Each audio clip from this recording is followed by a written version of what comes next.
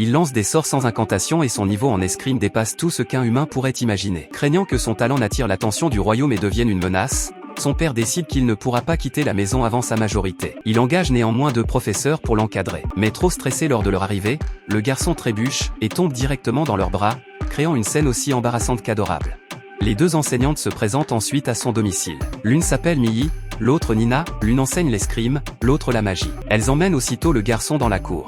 Mais à peine celui-ci exécute-t-il quelques mouvements basiques que les 2 femmes restent bouche bée. Elle plaisante même en disant que Mii manie l'épée moins bien que lui. Piqué au vif, Mii, qui ne peut accepter d'être surpassé par un enfant de 5 ans, propose un petit duel. Pourtant, dès que leurs lames se touchent, une pression écrasante les submerge. Ce gamin a vraiment 5 ans. Lorsqu'il mentionne qu'il possède la bénédiction du dieu de la guerre, tout devient clair pour elle. Un tel pouvoir est totalement hors de leur portée. Mii abandonne aussitôt l'idée du combat. Le garçon, lui, démontre également sa magie. Il bénéficie en plus de la bénédiction du dieu de la magie, et son contrôle magique a déjà atteint le niveau 3, un niveau dont il peut être fier. Elle décide donc de commencer par tester la magie basique. Mais le garçon lâche simplement, la magie de base, je l'ai déjà apprise dans les livres. À ces mots, il forme un globe d'eau dans sa main droite et une boule de feu dans sa gauche, sans le moindre effort. Les enseignantes en restent paralysées, il utilise de la magie sans incantation, et surtout, tous les éléments. C'est au-delà du talent, c'est monstrueux. Même les mages royaux sont incapables de maîtriser tous les éléments, encore moins en silence. Et la puissance qu'il dégage dépasse largement les normes. Les 2 femmes comprennent alors qu'elles n'ont probablement rien à lui enseigner. À ce moment, le garçon leur tend un mouchoir. Il semble ordinaire, mais c'est en réalité un artefact magique rare, au point de laisser les 2 enseignantes complètement abasourdies. Un artefact de ce niveau, même les mages de la cour n'en possèdent pas forcément. Mais la magie du garçon est devenue tellement puissante que la maison n'est plus un endroit sûr pour s'entraîner. À cette annonce, le garçon est à la fois surpris et ravi. Depuis sa naissance, il n'a jamais quitté le manoir. Il supplie alors ses professeurs de lui montrer le monde extérieur. Elles en discutent avec le père. Bien que celui-ci refuse d'abord catégoriquement, il cède finalement. Si le garçon continue à pratiquer ici, il finira par faire exploser la maison. À contre-cœur, le père accepte, à condition qu'il rentre avant le coucher du soleil.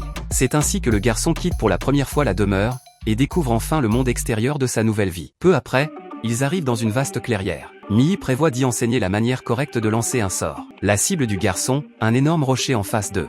Mais l'imprévu survient immédiatement. Le garçon lance un sort au hasard, qui s'avère être un sort ultime, celui-là même qu'il n'osait jamais utiliser à la maison. La vague de chaleur projetée est si violente qu'elle envoie Mii valser contre un arbre. Quand les 2 professeurs se redressent, elle découvre un gigantesque cratère dans le sol. Une attaque dépassant largement le niveau intermédiaire. Nina, habituée, ne bronche même pas.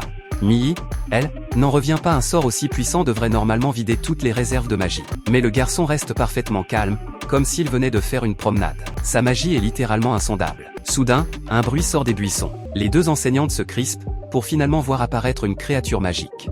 Elle décide d'en profiter pour lui apprendre à chasser les créatures magiques. Trop pressé, il rate son premier tir et ne fait qu'énerver la créature, qui se met à l'attaquer. Le garçon le verrouille instantanément et lance un petit sort, la créature tombe raide, comme dans un film de science-fiction. Il sort ensuite un artefact et y range la créature, fier de sa première capture. Nina, impressionnée par son coffre magique, avoue même rêver d'en acheter un jour.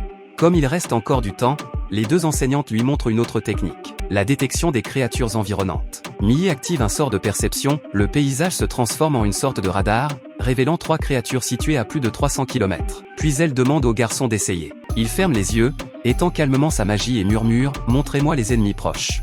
Mais le résultat dépasse toute attente. Il détecte non pas 3, mais 4 créatures, et identifie même leurs espèces et leur position avec précision. Aussitôt, il fonce vers celle qui est la plus proche. En moins de 2 minutes, le trio élimine toutes les cibles. Cependant, une des créatures parvient à s'enfuir. Le garçon veut le poursuivre, mais ses professeurs l'arrêtent immédiatement. Dans la profondeur de la forêt vivent des créatures terrifiantes, celles-là même qui attaquent les villes tous les 10 ans. Les immenses murs des cités ont été construits pour les repousser.